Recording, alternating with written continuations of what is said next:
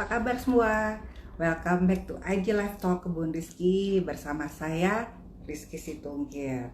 Sehat ya semua dalam lindungan Tuhan dan jangan lupa loh pakai masker kemanapun kita pergi. Why? Karena sekarang sudah airborne katanya. Dan jangan lupa kalau bisa pakai face shield. Oke, sekarang kita akan masuk ke IG Live Talk episode ke-8 kali ini ya, yang sangat spesial. Why sangat spesial? Karena media divanya sendiri yang akan langsung turun tangan sebagai guest speaker kita kali ini. Kita udah sering lihat wajah cantiknya di televisi sebagai presenter dari VOA atau Voice of America. Dan kita juga ada pernah sering dengar dulu dia adalah sebagai presenter radio. Siapakah dia?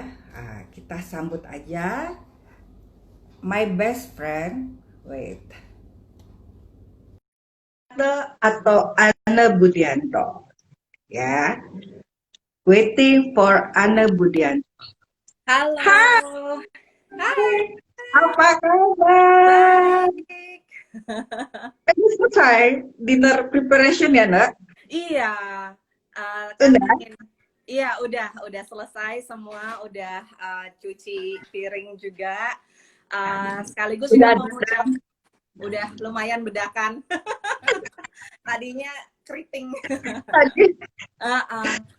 Sekaligus juga Ki mau ngucapin buat Kiki atau buat teman-teman yang ikut live sini yang baru merayakan Idul Adha, selamat Idul Adha. Selamat Idul Adha buat teman-teman semua. Anne Budianto, aduh, gue jadi grogi nih, Nak. Justru kayaknya busnya kebalik nih kita. Tapi, well, Anne, first of all, thank you so much for your time and for your willingness to share. Before we talk about our talk, let me introduce you before. Walaupun sebenarnya kita semua udah tahu lo public figure dan segala macam. SOP-nya nih kita bicara mengenai introduction. Oke. Ariadne Budianto atau panggilannya Anne Budianto ya. Betul. S1-nya dari FISIP UI Komunikasi. Ya. Dan S2-nya dari Ohio University, Scripps School of Journalism. Betul. Mother of two, dear Zahra dan Darius ya. Betul. Oke, Nak. Well, we cannot wait to hear your experience ya. Mungkin gini, Nak, sebagai pembuka ya. Memang background sekolah udah cocok dengan karir at the moment. But can you share us tentang how do you start or end up with journalism dan sekarang adalah TV producer ya. Oke, Nak, can't wait to hear your story. Oke. Jadi Ki, sebetulnya aku itu kepengen jadi dokter. Serius? Serius, kepengen jadi dokter.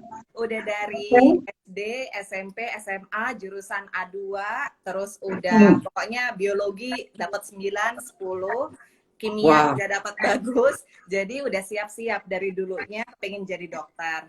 Terus aku ikut pertukaran pelajar AFS.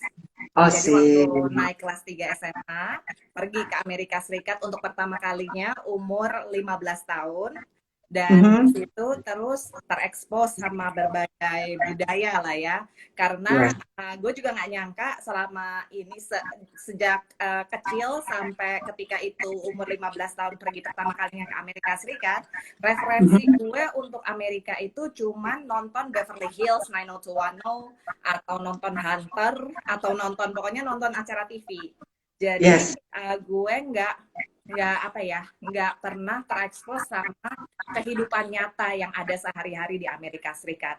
Baru sejak tinggal sama keluarga Amerika dan sekolah di sekolah yang emang orang Amerika semua ya, jarang sekali siswa internasionalnya. Jadi itu baru aku pertama kali ngerasain, oh ternyata Amerika itu cukup banyak similarities-nya atau persamaannya dengan Indonesia. Nah terus kebetulan di akhir aku lagi AFS itu, aku ketemu sama seorang mahasiswa Indonesia yang kuliah di jurusan broadcasting.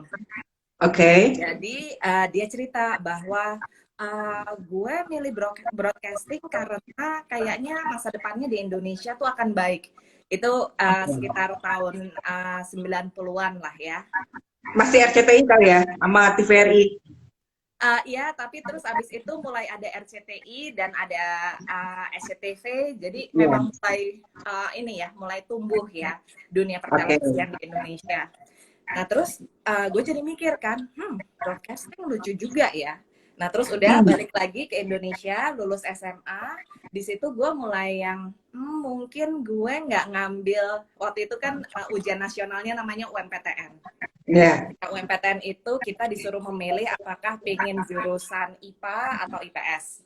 Nah, terus seharusnya kan untuk jadi dokter IPA ya. Tapi terus ketika itu ada pilihan namanya IPC. Jadi apa ya, ilmu pengetahuan campuran. Bisa IPS, bisa IPA juga.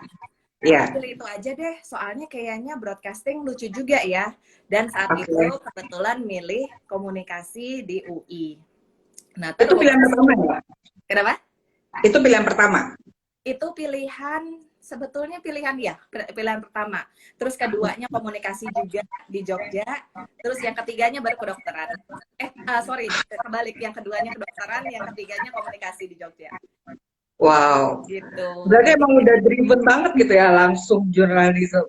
Ini agak-agak kecemplung. Coba kalau misalnya gue nggak ketemu sama mahasiswa Indonesia yang waktu itu kuliah broadcasting di Amerika itu kan. Jadi gue nggak akan pernah tahu bahwa ada yang namanya industri broadcast, industri komunikasi. Yang gue tahu selama ini komunikasi cuman sebatas ya kalau TV ya itu aja. Tapi nggak pernah merasa bahwa itu adalah sesuatu yang bisa ditelusuri untuk pilihan karir. Oke. Ya. Nah ya udah, jadi the rest is history. Jadi masuk UI, terus abis itu karena kepengen kembali ke Amerika lagi, gue cari beasiswa, terus dapat di Ohio University. Jadi ya udah ambil journalism lagi dan ya. Tapi sebelum S2 journalism itu gue sempat kerja di Radio Prambors 2 tahunan. Wow. Yeah. Nah, berarti I mean like karir itu sometimes ketemu passionnya itu bisa ya. Sekarang kan kalau misalnya aku dengar dari cerita Ana, you really into journalistic now, right? Passionnya ke itu segala macam gitu ya, Ana ya.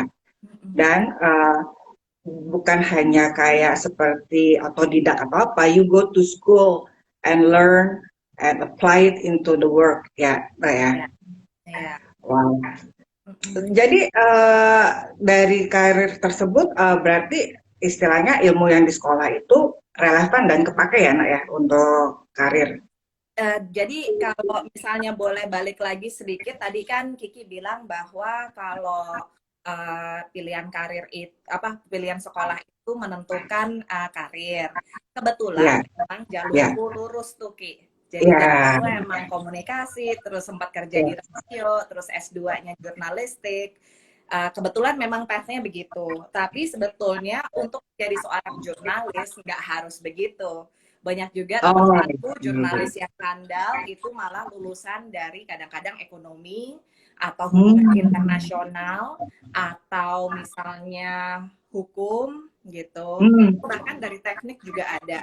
Tapi sebetulnya journalism itu bisa kita pelajari.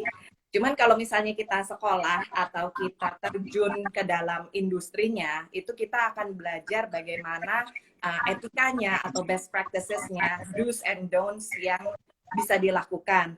As opposed to kalau misalnya kita citizen journalism gitu, kita menjadi kayak jurnalis tanpa adanya pemahaman jurnalistik itu sebetulnya yang bertanggung jawab seperti apa. I see. Nah, itu hanya bisa didapatkan dari pengalaman. Ya, at least maksudnya ini kebetulan memang you aim for it, you go for it, you live for it. Jadi semuanya kayak the whole things to it gitu ya. That's why kebetulan. But we love seeing you gitu loh. Kalau setiap pagi di acara Voice of America, smiley, and refresh dan segala macam. Nah, Berarti kalau boleh share itu atau boleh tahu, berarti di dalam pekerjaan itu gimana, Mbak? How do you uh, make preparation or something like that Ya. untuk dunia? Jadi kita di Voice of America itu ada sekitar 43 language services. Ada yang hanya siaran radio aja karena VOA itu awalnya memang siaran radio shortwave. Jadi mulai dari Indonesian Service sendiri salah satu dari 40 sekian bahasa itu Indonesian Service mulai dari tahun 1942 atau 1943. Maaf kalau misalnya ini kurang tepat.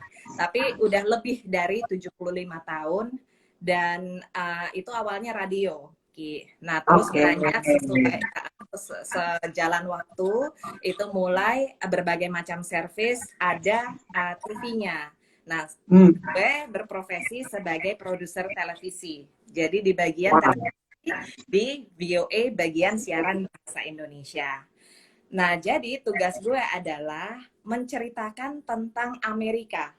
Jadi yang selama ini diketahui oleh mungkin audiens di Indonesia ya, itu kan banyakkan newsnya ya, banyakkan berita, banyakkan apa yang mereka lihat dari CNN atau dari berbagai macam media internasional atau bahkan juga media lokal nasional Indonesia ya, tentang Amerika tuh biasanya dari newsnya, dari beritanya. Tapi yang jarang diketahui adalah bahwa orang-orang Amerika itu beda dengan apa yang dilihat di berita tentang Amerika. Gitu. Jadi orang Amerika itu beda dengan politisinya, beda dengan pengambil keputusan di Amerika yang biasanya diberitakan atau kita lihat di TV. Jadi misi aku ya, dan kebetulan itu juga misinya VOA adalah menceritakan Amerika, bukan dari seorang Amerika atau bukan dari sekelompok orang di Amerika, melainkan the whole America. Jadi mulai dari orangnya dan tidak hanya sekelompok orang atau sekelompok komunitas, tapi dari berbagai faset di Amerika Serikat. Nah, jadi tugas gue adalah gue ke lapangan atau meliput, mewawancarai orang, meliput kegiatan, apa yang terjadi di Amerika yang kalau menurut gue harus ada semacam paralel atau yang orang-orang Indonesia akan tertarik untuk mempelajari. Gitu. Bisa dari sisi pendidikan, bisa dari sisi teknologi, bisa dari sisi lifestyle, bisa dari sisi kebudayaan dan lain sebagainya. Dan selama lebih dari 15 tahun ini berkarir sebagai video journalist dan sebagai produser TV, itu gue merasa banyak sekali ketemu sama orang-orang atau situasi, program-program yang inspirasional yang bisa dipelajari oleh orang-orang di Indonesia.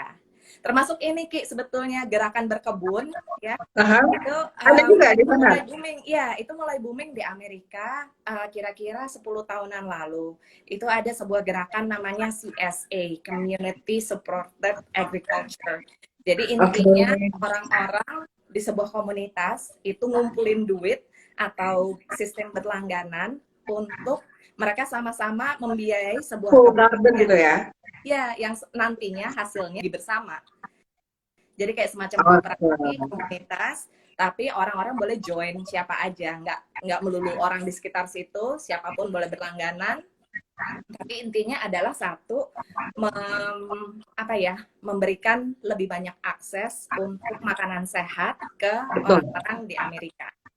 Gitu. Awesome. Kayaknya kapan ya bisa diterapkan di sini? Tapi anyway, sedikit mengenai pekerjaan lo nih tadi ya, gue lihat atau gue dengar itu sepertinya kan ingin introduction lifestyle ataupun hal menarik, istilahnya pengenalan Amerika kepada media Indonesia gitu kan. Nah, mungkin at the moment kan sekarang ini authenticity atau data yang valid, data yang benar, which is VOA kalau aku lihat itu lebih kepada objektif, general, jadi nggak ingin meliding atau bukan yang persuasif atau apa, it's just like giving information as it is gitu loh. Jadi kayak mungkin menambah wawasan gitu ya.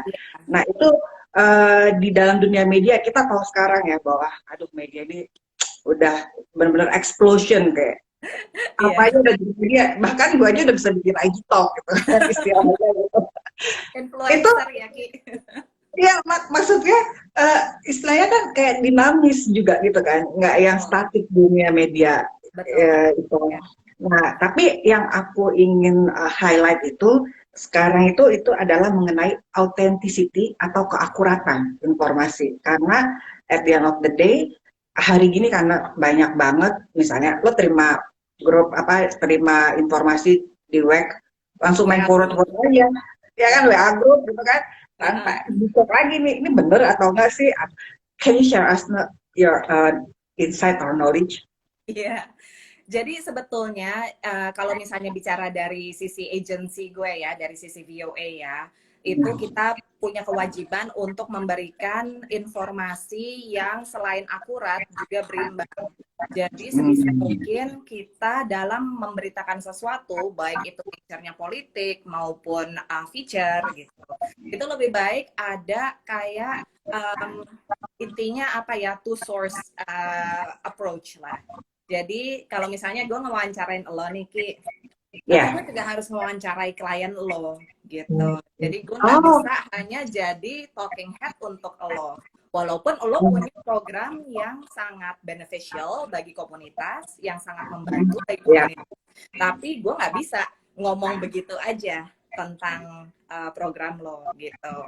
Ada instances tertentu ya yang mungkin kita bisa melakukan one source gitu ya, tapi biasanya dalam setiap pengemasan itu harus ada data yang mendukung. Nah, riset itu sangat-sangat penting dalam pengemasan berita di tradisi jurnalistik di Amerika Serikat ya.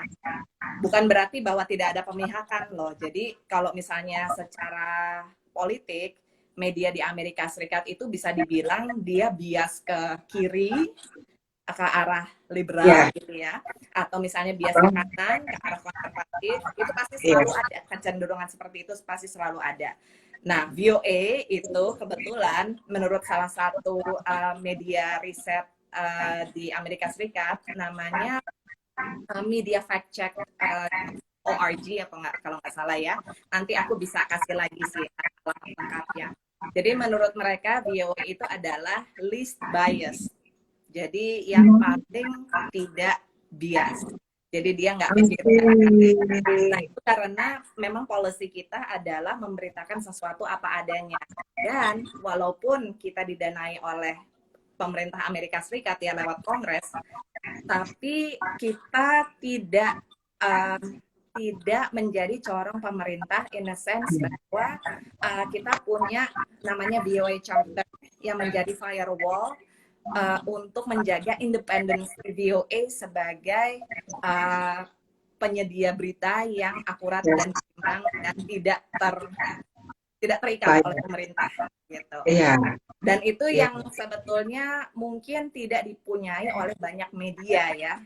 Terutama misalnya di Indonesia gitu ya, kalau misalnya kita hanya tahu bahwa ada media yang didanai pemerintah, yaitu media pemerintah, atau medianya swasta yang didanai oleh perorangan dan kadang-kadang banyak kan partai politik gitu. Betul, jadi kayak justru medianya politik gitu ya, Mbak ya. Jadi mungkin kalau misalnya gue bisa berpesan ya Ki ya, gue sih merasa sebagai jurnalis yang berada di agensi yang bisa dibilang tidak terikat oleh banyak rongrongan ya politik. Pressure ya, no pressure. Gue merasa bahwa itu sangat membantu. Gue yakin mungkin di broadcasting institutions lainnya kepemilikan itu banyak sekali menentukan konten, sehingga jurnalis kadang-kadang mungkin nggak sejalan dengan isi hatinya mereka. Betul. Ya, jadi gue untung aja ada di sini. I mean like the spirit of journalism itu sendiri sih menurut aku tuh like you present the facts, you present the information without any hidden agenda lah atau segala macam. Yang jelek ya jelek. Iya, Ya, karena bagus kan banget. kadang-kadang kita belajar kan dari informasi, atau oh ternyata di Amerika tuh kayak begini ya, atau bahkan kan gue belum sempat menggali mengenai apa community garden kan, which is Ya, it's so awesome gitu kan, gimana apa namanya hari begini susah banget lah cari yang organik. Nah, betul. well anyway udah 20 minutes aja bahas kayak begini, Oh iya ya, maaf ya. kita bisa Kebanyakan belajar. ngomong.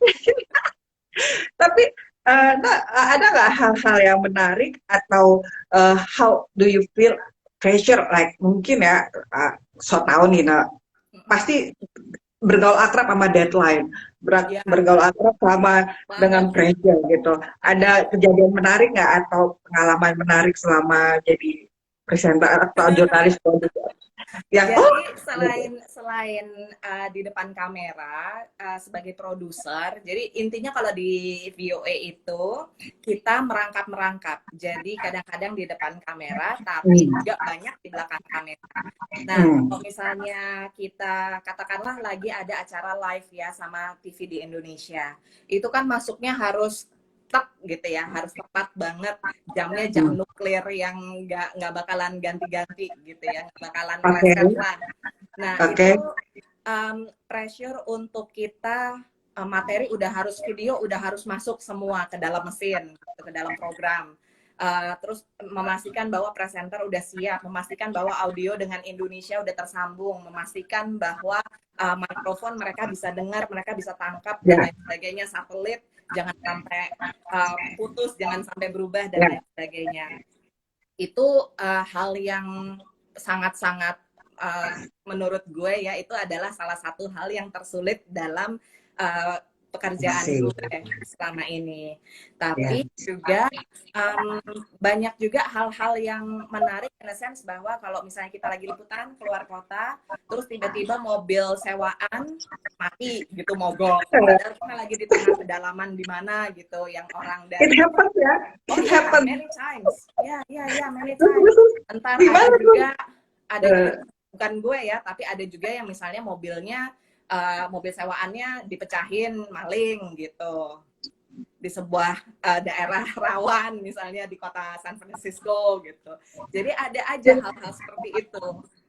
berarti Dan harus you have to master the unexpected things happen gitu ya. betul, karena semuanya ini sendiri, Ki. Kalau di Indonesia, ini Eh, kan mulai dari banyak tim ada yang ya. ngerjain makeup, ada yang ngerjain rambut, kan. Betul. Makanya misalnya lo Eh, ngeliat kita siaran, itu nggak karu-karuan. Karena ya. kalau misalnya kita ke lapangan, kadang-kadang kita cuma modal satu orang, dua gitu ya, host gitu ya. Nggak ada orang ketiga, kita pantengin kamera di depan kita, ya udah kalau misalnya ada angin apa segala macam, ya kita nggak ada yang ngasih tahu kita kan. Jadi audio kresek-kresek segala macam juga nggak ada yang ngasih tahu kita. Iya, iya, iya, iya. Jadi kita semua harus bisa dari A sampai Z. Mulai dari di depan kamera, di belakang kamera, editing, terus juga riset untuk bikin naskah segala macam. Kalau di Indonesia kebanyakan itu semua dibagi-bagi ke banyak orang. Iya. Di Iya. sini yang ngerjain seorang atau dua gitu, atau paling Gila. ini mentok 3 orang.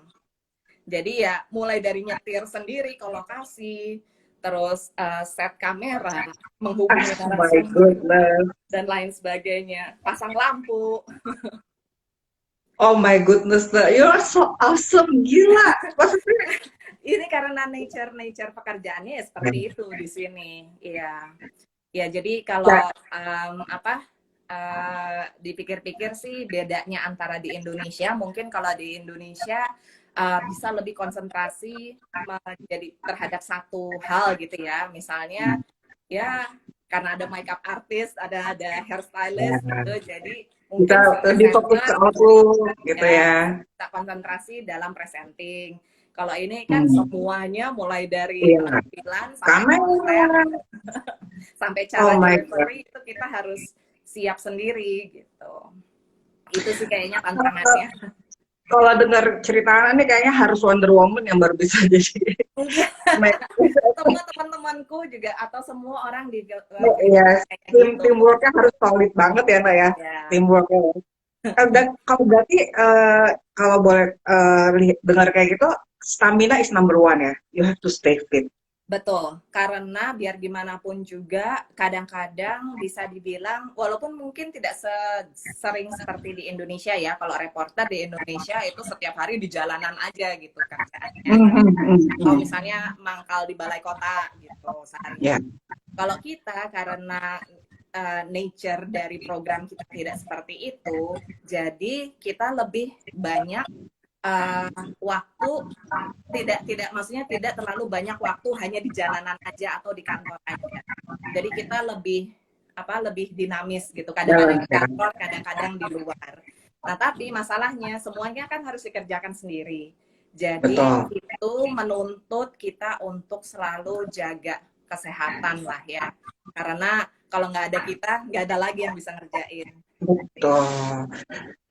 Sangat efisien gitu ya. So, boleh sharing nggak, how do you maintain your healthiness atau stay fitnya gitu? Ini terus terang nih, apalagi selama pandemi ini ya, terus terang buruk banget dalam hal biasanya gue olahraga lah ya, atau kalau misalnya kita ke kantor itu kan ada masanya di kita naik metro terus jalan dan lain sebagainya, atau ke lokasi syuting, jalan, kendaraan umum dan lain sebagainya. Kalau sekarang kan semua dilakukan serba digital, serba lewat rekaman ya, Zoom, Skype dan lain sebagainya, atau telepon gitu. Jadi nggak banyak aktivitas atau gerakan fisik yang kita lakukan. Selama ini gue sama anak-anak itu berusaha untuk kalau malam-malam abis dinner gitu kira-kira jam 7 malam masih terang mataharinya di sini. Jadi matahari baru tenggelam kira-kira 8.30-an gitulah. Nah, jadi selama itu mulai dari abis dinner sampai matahari terbenam, itu kita jalan-jalan di garden, di taman di dekat rumah. Cuman juga ya sekarang kan kasus makanan gimana naik terus ya di Amerika. Kenapa? Kalau makanan dijaga nggak? Ya, jadi karena ini ada yang nanya kalau siaran pakai masker apa enggak? Kalau siarannya sorry outdoor ya dong. Dijawab dulu ya. Boleh silakan Mbak. Kalau kadang-kadang kalau misalnya ini sebetulnya baru sekali sih ya terjadi. Jadi selama ini kantor kan menerapkan work from home. Jadi kita nggak ada ketemu satu sama lain each other kecuali cuman beberapa kali misalnya gue liputan gitu ya sama co-producer gue gitu. Nah tapi kemarin ini gue sempat siaran sama co-host gue barengan di DC. Kita pakai masker. Jadi audionya agak-agak muffled gitu, agak-agak nggak jelas, tapi ya emang ketentuan dari kantor harus begitu. Dan kita sebetulnya nggak boleh masuk building kantor ya, kecuali ada surat, Ki.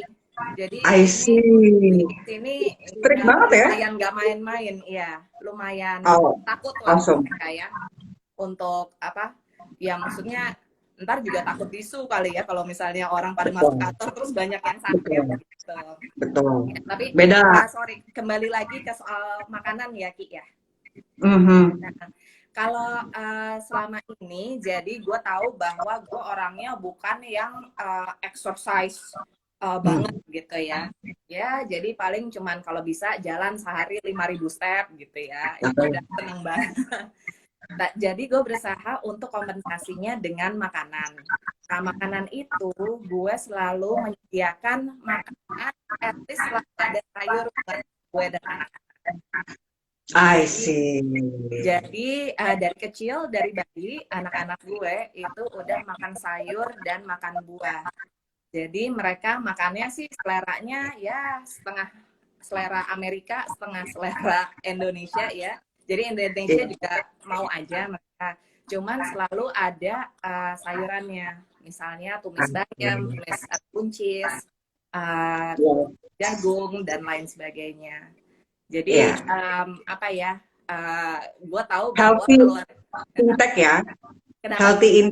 Healthy intake. Yeah. Dan salah satu yang kita suka itu, jadi kita suka bikin kale chips. Jadi bikin chips dan kale, bikin sendiri. Gampang banget, tinggal ditaruh di oven, kasih olive oil, kasih garam, bawang putih bubuk gitu. Udah, jadi nanti dia jadi crispy gitu, terus udah anak-anak keretak-keretak gitu. Hebat banget ya anaknya. Nah, ini sebenarnya banyak yang nge-wave, banyak yang say hello, tapi aku ini agak agak blur kalau kacamata, jadi nggak bisa dada-dada itu. Tapi Oke, oke. kalau aku dengar tadi kayaknya memang terbantu kesehatan itu dengan healthy intake ya, walaupun Betul. nggak banyak exercise Iya, karena kesibukan kerja kan.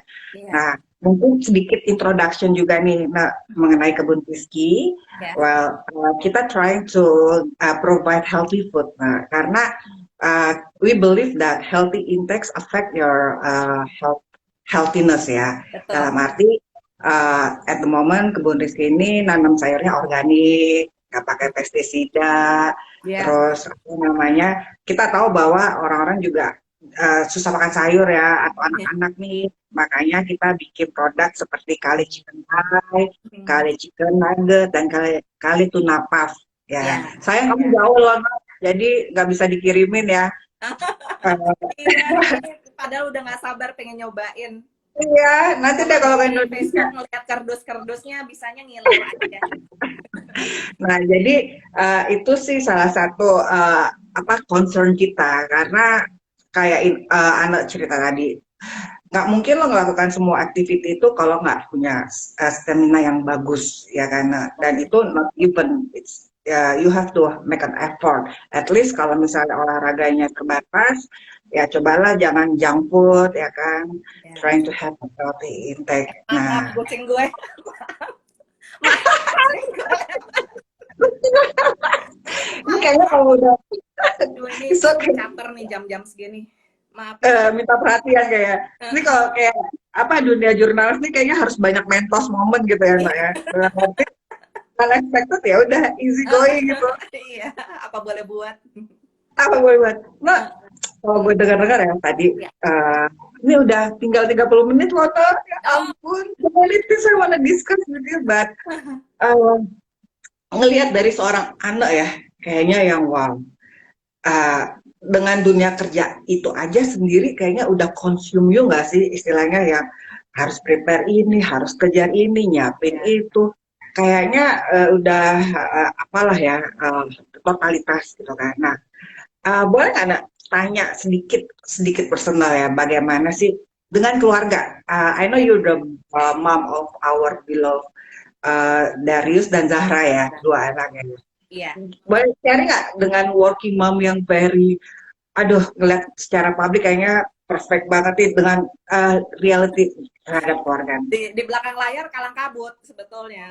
Ya. Jadi kadang-kadang misalnya separuh sikat gigi, separuh apa gitu ya, Oh my God, masakan dan lain itu sebagainya. perlu didokumentasikan dong lah. Penasaran. Jangan ribet, pokoknya Oke. ribet. Jadi ya gue adalah ibu tunggal yang mengasuh dua anak. Jadi anak-anak itu anak gue 12 dan 8 tahun. Itu mereka memang gue biasakan untuk mulai mandiri ya dari awal ya. Jadi dari kecil, dari umur 6 tahun lah, 6 tahun itu mereka udah mulai gue kasih chores, gue kasih kewajiban untuk melakukan hal-hal di rumah, misalnya kayak beresin rumah, beresin kamarnya, unload dishwasher, terus nyuci untuk masukin ke dishwasher, nyuci pakaian dan lain sebagainya. Sejak Mostly emang 6 karena nggak ada tahun. orang. Kenapa? Sejak umur 6 tahun ya. Sejak umur Course. 6 tahunan, iya.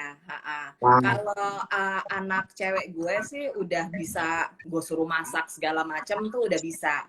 Jadi kalau anak cowok gue tuh mungkin baru belajar ya kayak ngepel-ngepel, terus abis itu nyuci piring, masukin pakaian ke laundry dan lain sebagainya, atau ngambil gitu.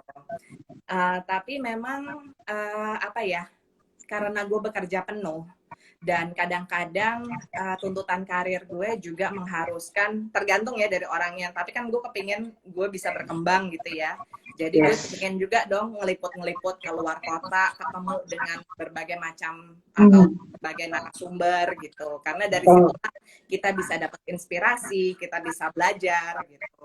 Jadi kalau misalnya gue mau tugas keluar kota itu gue mesti nitip kan, mesti nitipin anak-anak kan. Iya. Di Amerika loh, nitip sama siapa? Nggak ada nenek, yang jelas nggak ada ini apa asisten rumah gitu ya. Jadi memang gue itu sangat bergantung dengan kesediaan, dengan budi baik dari teman-teman di sini.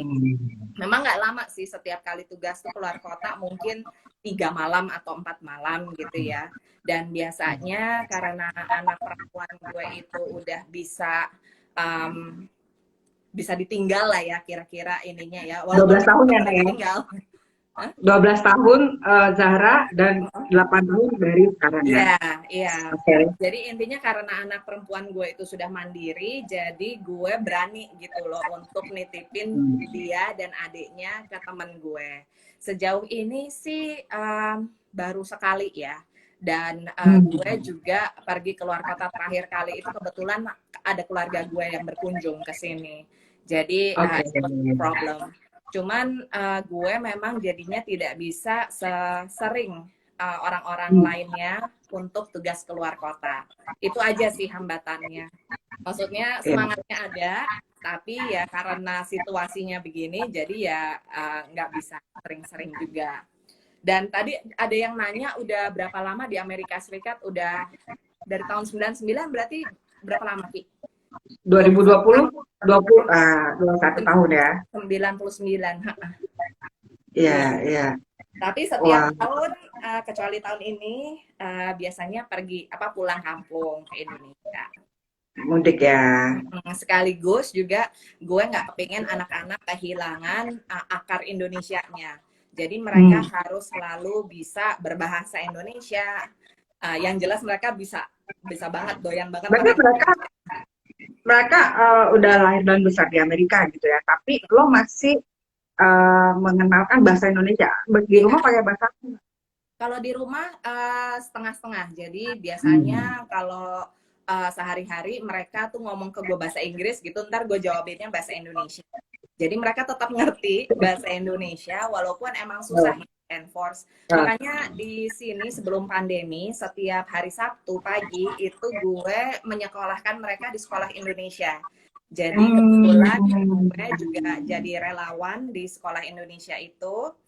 Hanya karena gue kepingin mereka selalu kumpul atau bertemu di situasi di mana banyak orang Indonesia yang berbahasa Indonesia dan ngejok Indonesia atau makan Indonesia dan lain sebagainya. Jadi mereka sebetulnya sih nggak terlalu perlu untuk sekolah Indonesia, tapi gue kepingin exposure mereka terhadap bahasa dan budaya Indonesia itu yang harus selalu dijaga menurut gue ya. Because Indonesia is awesome. Kenapa? Indonesia is awesome kan? Iya. Jadi kalau misalnya sesama orang Indonesia di sini tuh mereka berbahasa Inggris. Mereka di sekolah kan pakai bahasa Inggris kan? Ya gue takut lah. Maksudnya mereka mukanya Indonesia terus nggak bisa bahasa Indonesia ya gimana coba? Ya ampun. So kalau aku dengar ya luar biasa loh anak-anaknya. Anak dalam arti Zahra dan Darius very kooperatif ya. Very kooperatif artinya sangat memahami mungkin, dan ya mungkin kan culture di Amerika juga course itu dikenalkan sejak usia dini. Beda yang di Indonesia ada asisten misalnya kayak gitu kan. But I think itu sangat bagus ya mengenalkan course pada anak sejak usia dini sehingga mereka mandiri. Cuman mungkin kalau aku dengar tadi mengenai anak dengan tuntutan pekerjaannya yang traveling atau mobile, support sistemnya nggak bisa lagi keluarga gitu ya, komunitas atau teman gitu ya. Nggak bisa keluarga karena kecuali kalau misalnya keluarga lagi di sini. Betul. Sebagian besar kan enggak gitu, maksudnya most of the time enggak. Gitu. Yes. Tapi anak-anak so far kayak karena siapa sih yang suka dikasih course gitu kan istilahnya? Nggak ada. Nggak ada. Siapa pun kayak gitu ya. Mungkin anak-anak betul aja kali umur 2 tahun udah cuci piring gitu kan. Iya. kelihatannya fancy, but realnya mungkin susah kali ya, Nak ya. Susah. Awal-awal ya. Jadi sebetulnya sih mencontohkan sesuatu terhadap anak itu penting ya, nggak hanya kita ngomong aja, oh begini gitu ya. Kadang-kadang ada anak yang bisa gitu, tapi most of the time ya kitanya juga cuci piring, kitanya juga sambil ngerjain cuci baju dan lain sebagainya, atau kitanya sambil masak juga. Nah tapi sebetulnya sih kita sebagai orang tua harus ini ya, harus tahan mental lah. Memang harus kayak bukan nyecer, tapi memang harus selalu diulang lagi sehingga itu adalah sebuah apa ya, sebuah kebiasaan.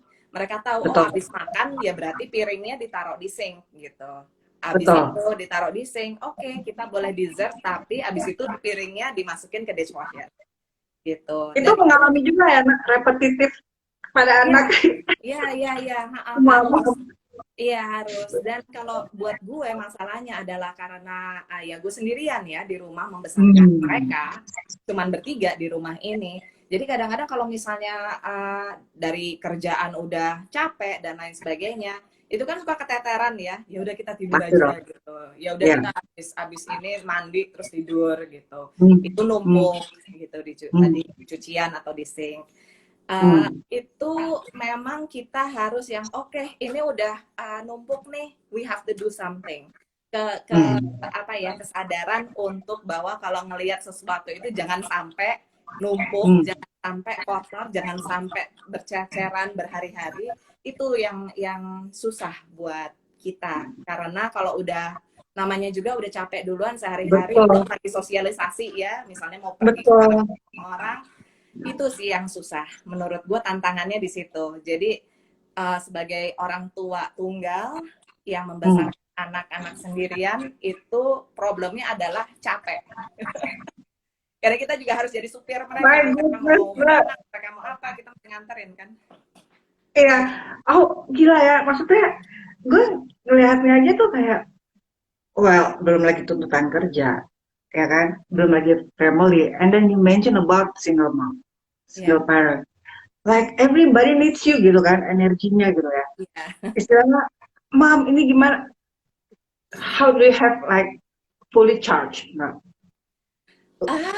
Ya itu ya, sebetulnya yang penting buat gue adalah gimana caranya kita sebagai orang tua itu memang ribet, capek, kesel, dan lain sebagainya.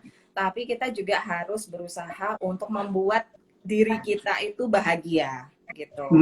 Jadi dalam hal recharge itu gue juga berpaling atau mengarah ke teman-teman ya. Jadi di sini gue punya teman-teman kayak grup arisan gitu yang nyari setiap hari isinya rame gitu ya, ngobrol ngalor ngidul. Menurut gue itu adalah semacam hiburan atau support system yang gue butuhkan, walaupun mereka nggak selalu ada di sekitar gue. Cuman gue tahu bahwa kalau misalnya gue butuh, gue bisa reach out ke mereka. Kadang-kadang kan gue yang kulkas gue rusak gitu, kenal nggak sama orang yang bisa betulin ini, terus ya ada aja informasi. Itu banget sangat membantu day to day operation gue gitu sebagai single mom.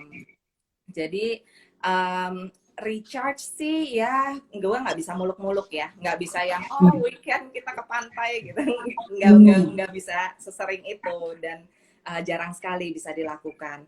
Tapi ya gue berusaha untuk gimana caranya gue bisa punya waktu sendiri untuk misalnya nonton atau ke salon atau happy hour sama teman-teman kantor.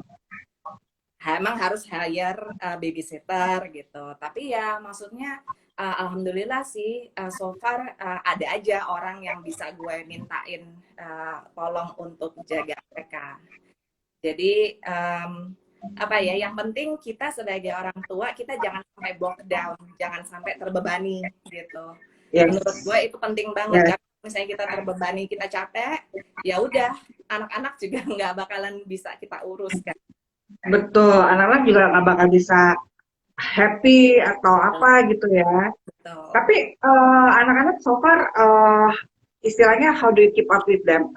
Maksudnya gini, blessing in disguise mungkin di masa COVID ini you have numerous times with Ya, karena kerja children, dari rumah right? sih. Ya kan, jadi yang bisa engage lagi atau apa komunikasi, doing things Iya, together. iya. Tapi kalau misalnya mungkin pas masa normal, mungkin anak harus pasang strategi kali ya. Istilahnya, I don't know, mungkin di sini kayak kalau di Amerika anak-anak nggak boleh pegang HP kali ya atau apa, yang calling Ya, them. kalau sekarang ini anak-anak sih sebetulnya gue kasih HP ya, mereka satu HP untuk berdua. Oke. Lebih kepada hal security. Jadi gue harus Hmm. tahu mereka keadaannya bagaimana, karena Hmm. ada saat dimana mungkin gue harus ke supermarket gitu ya, Hmm. gue harus keluar apa ngambil makanan gitu ya di rumah temen gitu, dan kadang-kadang mereka nggak mau ikut, tapi kan gue harus memastikan bahwa mereka aman di rumah, bahwa Ya, mereka bisa dihubungi gitu. Jadi betul. gue kasih HP sih satu untuk mereka. Cuman ya most of the time selalu ada yang ini ya, selalu ada orang yang ngawasin lah istilahnya. Jadi Ya. walaupun secara legal anak umur 12 tahun itu di kawasan rumah gue itu boleh ditinggal kayak beberapa jam gitu. I Cuman see. ya, cuman ya tetap aja ya namanya juga ibu gitu ya, dan gue juga karena ibu apa satu-satunya orang tua mereka, jadi ya Hmm. gue agak-agak protektif juga sih ke mereka. Pastilah. Mm-mm. Pastilah.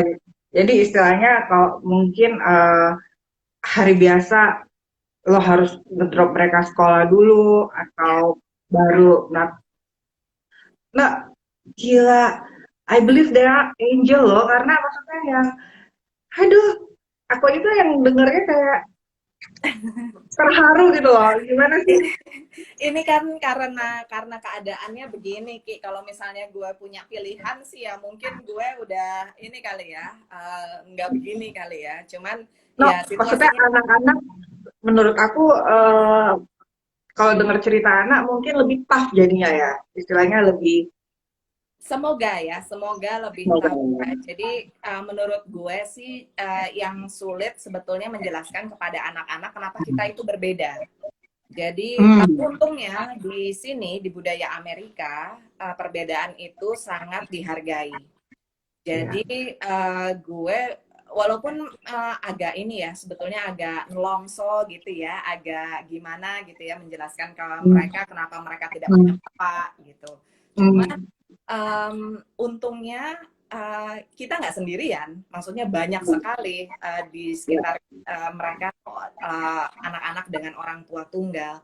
Jadi itu membuat gue agak lebih gampang lah ya untuk bilang ke mereka, ya udah kita situasinya memang berbeda dari kebanyakan teman-temanmu gitu. Tapi bukan berarti bahwa kita tidak bisa bahagia, kita tidak bisa advance, kita tidak bisa menjalani semuanya dengan baik gitu.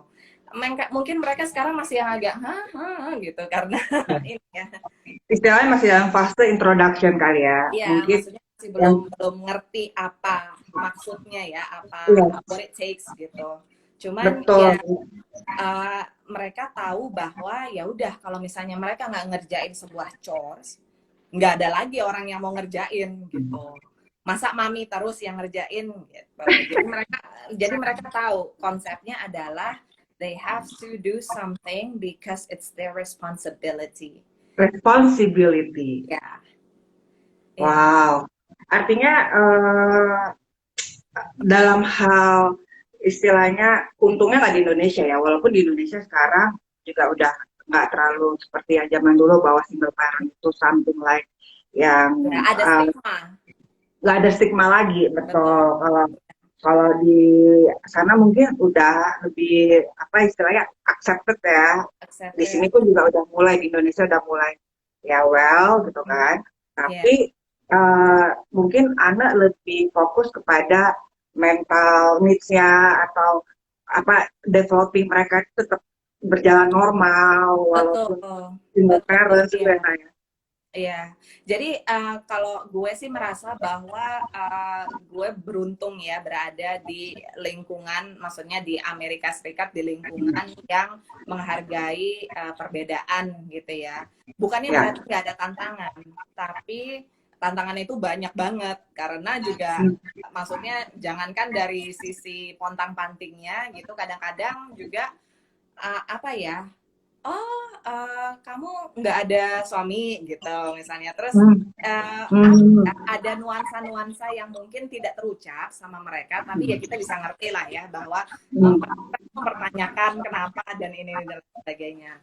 Cuman karena anak-anak itu berada di lingkungan yang ya memang jadi kalau di Indonesia itu kan diajarin konsep keluarga itu ada gambarnya kan, ini ibu, Betul. ini bapak, ini anak-anak. Gitu. Kalau di sini enggak. Dan bisa ngomong sama kepala sekolah atau sama administrasi sekolah bahwa biasanya ditanya tuh setiap tahun ajaran baru apa concerns anak-anak yang harus kami ketahui gitu. Gue selalu bilang di situ bahwa mereka dibesarkan oleh saya sendiri, ibunya gitu. Jadi mereka nggak ada bapak gitu. Jadi sekolah itu they really take that seriously. They really take the inputs seriously. Jadi di sini ada perayaan misalnya Father's Day gitu. Gurunya udah tahu bahwa di kelasnya itu ya kalau misalnya ada yang mau merayakan Father's Day boleh, tapi ini bukan wajib gitu loh. Jadi maksudnya mereka berusaha untuk strike a balance between hal-hal yang mungkin sensitif buat anak-anak tertentu, tapi bukan berarti bahwa anak-anak lain tidak bisa menikmati perayaan itu gitu. Wow, gila luar biasa. Dalam arti gini, let's the kids spring atau develop whole gitu ya, walaupun tanpa adanya, karena kan kalau di sini kan mungkin loh untuk seperti itu agak berat pressure community-nya atau social pressure-nya kan. Iya. But kan shining atau dibantulah menjadi dirinya sendiri tanpa ada stigma yang tadi anak bilang seperti itu ya. Awesome. Nah, my goodness, udah 52 menit loh. Iya. Gak kerasa nih kalau misalnya gue bablas aja nih, tiba-tiba kita keputus gitu. Gak apa-apa, gak apa-apa. Ya, mungkin ini di dalam masa COVID ini yang aku bilang tadi lebih kepada blessing in disguise, you get to know your family better, ya kan. Walaupun ternyata sih kalau aku rasa kadang-kadang, aduh nyebelin juga ya istilahnya kayak kangen. Setiap hari ditanya what's for breakfast, what's for lunch, what's for dinner, dan biasanya gue tuh masak kan. Jadi jadi bayangin aja misalnya lagi nulis skrip gitu ya atau lagi ngedit, kuping sebelah sini dengerin video gitu, terus kuping sebelah sini what's for dinner, what's for lunch, gitu, ya. Every day. Dan itu memang sebuah pilihan konsekuensi yang harus gue jalani karena gue kepingin memang sebanyak mungkin makanan masak sendiri supaya lebih sehat, lebih terkontrol dan lain sebagainya. Cuman ya itu akhirnya kan gue sendiri ya yang repot ya, jadi jadinya emotional reservoir lo gede banget. Kalau gue kayaknya udah sepanik terpaksa Ki, soalnya keadaan itu terus gimana? Ya, well, tapi kan at least ya itu tadi kita bilang bahwa memang at the end of the day you have to be happy in terms of grateful ya. Betul. Grateful for everything you have. Yeah. Ya, mungkin itu energi kita untuk bisa move on lagi ke depan. Thanks God, ya kan, mungkin lebih ke arah spiritual. Nah, gue takut sebelum ini habis ya, Kebun Rizky thank you so much ya buat sharing yang world class standar tapi masih mau bantu temennya nih Mbak ngisi acara kayak talk Kebun Rizky. Iya, justru malah senang karena program lo itu membantu tidak hanya orang untuk bisa mendapatkan akses ke sayuran organik, berarti kan itu juga membantu menyehatkan komunitas. Tapi juga bisa membuat orang lain berpikir bahwa oh sebetulnya kenapa kita harus makan organik, kenapa kita harus makan sehat. Jadi gue justru malah terima kasih bisa dilibatkan di acara yang maksudnya menginspirasi orang gitu. Kita lah yang pasti dapat durian runtuh nih dari kedatangan TV produser dari Voice of America. Dan sharing anak tadi juga sangat membuka mata kita mengenai gimana sih sebenarnya juggling atau personal life dari seorang TV producer now terhadap family. Masih mau menyempatkan diri, bahkan turun tangan ya Nak ya, dalam arti masak, doing chorus, mendidik, terutama mendidik loh Nak, dalam arti membesarkan anak sesuai dengan ranahnya dalam hal mengenalkan responsibility ya Nak ya. Iya. Kalau gue rasa sih itu yang paling penting ya. Jadi it doesn't matter how they're going to turn up ya nanti setelah dewasa mereka jadi apa. Tapi setidaknya kalau misalnya mereka di dalam rumah, entah mereka nanti tinggal sendiri atau tinggal sama kita ya, mereka tahu apa yang harus dilakukan, what it takes untuk mengurus rumah itu. Dan itu nggak ada yang bisa ngerjain, nggak ada sekolahnya kecuali di kita. Dan itu nggak ada stigma kayaknya ini tugas ibu gitu ya, yang ngerjain semua. No. Kalau di rumah tanggaku tidak ada pembagian tugas berdasarkan gender. Ya. Jadi nanti kalau misalnya anak cowok gue udah agak gedean gitu, gue suruh masak. Aduh, ada. Well, ini tinggal 3 menit lagi. Ya. Nah, kalau boleh saran terakhir atau tips Ana buat para viewer ya, boleh Nak apa sharingnya atau tips kata penutup dari Ana untuk kita semua? Dari sisi apanya nih? Mungkin ke journalism dan next family tips. Kalau menurutku sih, kalau sebagai jurnalis ya, kita harus mencari middle ground antara kita sebagai seorang jurnalis kan harus punya harus punya nurani yang baik ya. Intinya ingin menyampaikan informasi demi kebaikan masyarakat. Apakah informasi itu jelek atau informasi itu bagus, tapi kita harus punya nurani yang tepat untuk menyampaikannya gitu. Jadi kita pasti akan berbentrokan dengan misalnya manajemen dan lain sebagainya. Kalau bisa cari jalan yang yang sebijak mungkin gitu.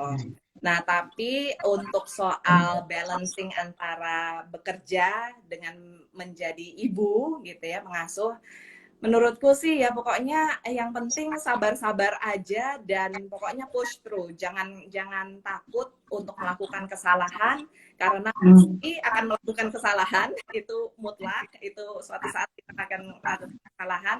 Tapi yang penting adalah gimana caranya kita bisa menjalankan segala sesuatunya itu setiap hari dengan semulus mungkin. Bukan berarti perfect, tapi dengan selancar mungkin. Kalau gue sih tipsnya adalah jangan muluk-muluk. Kita punya target, harus punya target, tapi jangan ketinggian. Jalanin living the day to the fullest aja lah istilahnya. Betul. Jalanin aja, nikmati aja, enjoy aja. Betul. Ada banting kiri kanan ya jurnalis sudah terbiasa kali ya. Nggak juga banyak orang yang terbiasa dengan itu, aku yakin. Awesome. Nah, so thank you. Ini tinggal 30 detik lagi. Yeah. Anda mungkin di Idul Adha ini juga kita kesempatan untuk minal aidin ya Anda ya, untuk Thank you so much buat semuanya. Salam buat Zara dan Darius. Salam Indonesia. Sama keluarga lo juga. Bebas ya. Ya, amin, amin.